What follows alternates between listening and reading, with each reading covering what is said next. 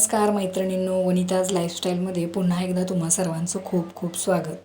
तर आज येणार आहेत पाहुणे कोण आहेत आणि ते काय येणार आहेत ते व्हिडिओमध्ये तुम्हाला पुढं समजेलच. पण माझी इथं स्वयंपाकाची तयारी चालू आहे. 5:45 वाजलेत आणि गरमी खूप असल्यामुळं म्हटलं उशीर करायला नको, आपण पूर्वतयारी करून ठेवूया. म्हणजे फक्त गरम गरम चपात्या आणि जे पदार्थ गरमच खाल्ले जातात ते शेवटी करता येते.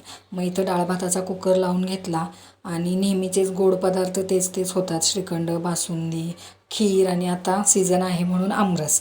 तर म्हटलं ते सगळं करायला नको आणि आज आता स्पेशल काहीतरी बनवूया म्हणून आज मी लापशी रवा इथं बनवते.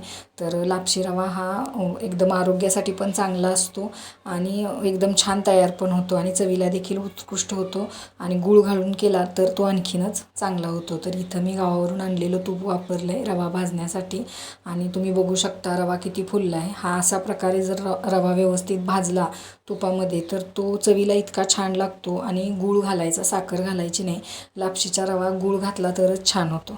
तर अशा प्रकारे इथं मी काही पूर्वतयारी केली, 2-3 पदार्थ देखील बनवले. तोपर्यंत आमचे पाहुणे आले, चहापाणी झालं की लगेच माझ्याबरोबर किचनमध्ये आले देखील.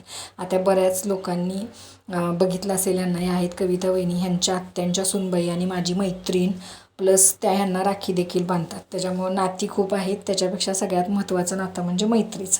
तर आम्ही गप्पा मारत मी इथं चपाती करते तोपर्यंत त्यांनी भजी पापड वगैरे तळून घेतले.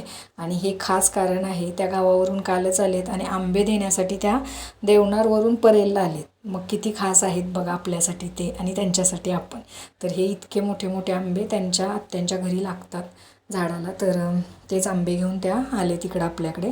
तर असंच गप्पा मारत छान जेवणं वगैरे केली आणि हे आंबे देण्यासाठी त्या एवढ्या लांबून आलेल्या. त्याच्यामुळं काय म्हणतात, आनंद गगनात मावत नव्हता त्यांचाही आणि माझाही, कारण आम्हाला भेटूनही खूप दिवस झाले होते.